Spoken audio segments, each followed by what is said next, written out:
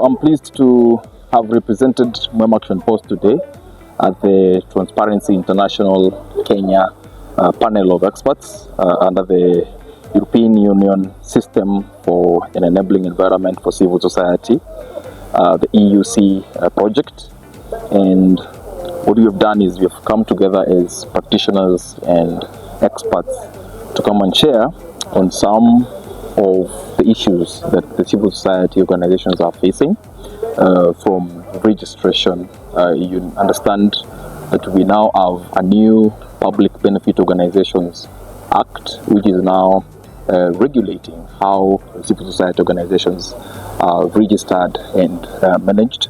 And there are some challenges that we've highlighted as practitioners, and it's good for even yourself to reflect on. If you are a founder of an NGO, previously known as NGOs, now they're known as public benefit organizations, what are some of the challenges that you've experienced? Recently, the PBORA, the Public Benefit Organizations Regulatory Authority, was expecting that all NGOs transition to become PBOs by May this year, although that deadline has now been pushed to 1 year further.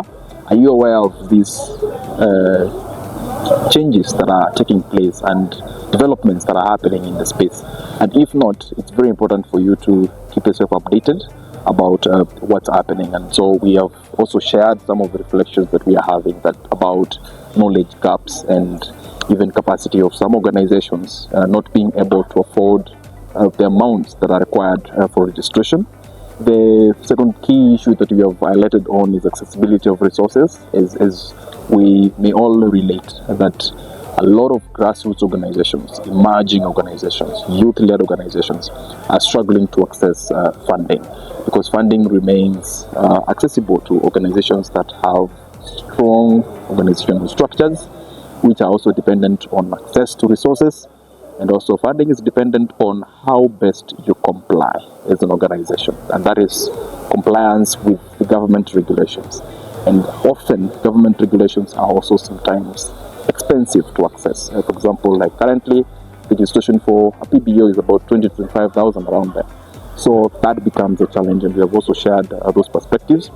It's important that those bottlenecks be limited, so that more organizations, especially the grassroots organizations, can move from being just implementing partners, just supporters of projects, to also people who can access funding and other resources themselves. And also, resources are beyond financial. It's also access to capacity, access to expertise. Those are also resources that we are also raising perspectives on.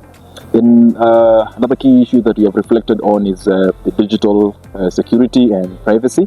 How safe are you talking about governance and development across digital platforms? Have you experienced slow shutdowns or limitations when you're using digital platforms? Are you suspecting that you're being under surveillance?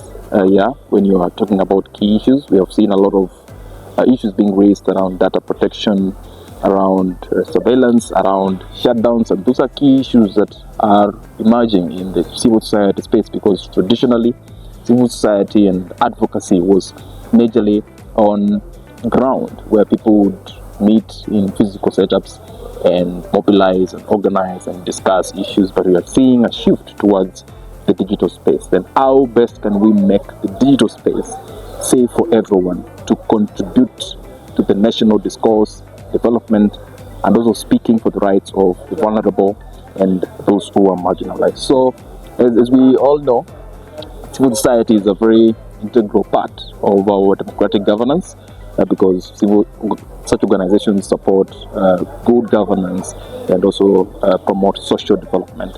And it's important that we continue supporting the as healthy and safe and progressive civic space towards a more developed, towards better governance, and a more civically informed population, to ensure that the rights of the people, development of the people, accountability is ensured. So if you have reflections around those key areas around registration, are you facing challenges on registering a public benefit organization? And are you also the challenges accessing resources, and what are some of the solutions that you're recommending towards better access to resources for grassroots organizations, and also if you have concerns around digital security, how safe you think or healthy you believe the digital space is for you to continue doing your work. You can share with us, because we have also implemented projects in the digital space, and we have encountered challenges that we have shared in today's session, because I believe through partnership with institutions such as the Transparency International Kenya, our voices can reach the responsible people, and likely change can happen. So you're welcome to share your perspectives, and we're going to be here again tomorrow to deliberate more on other aspects of the civil society landscape, and whatever you say, we also incorporate it in our feedback. So thank you very much, and wishing you all the best in your advocacy, governance, development journey, wherever you are. We're with you, and we're in this journey together. Asante.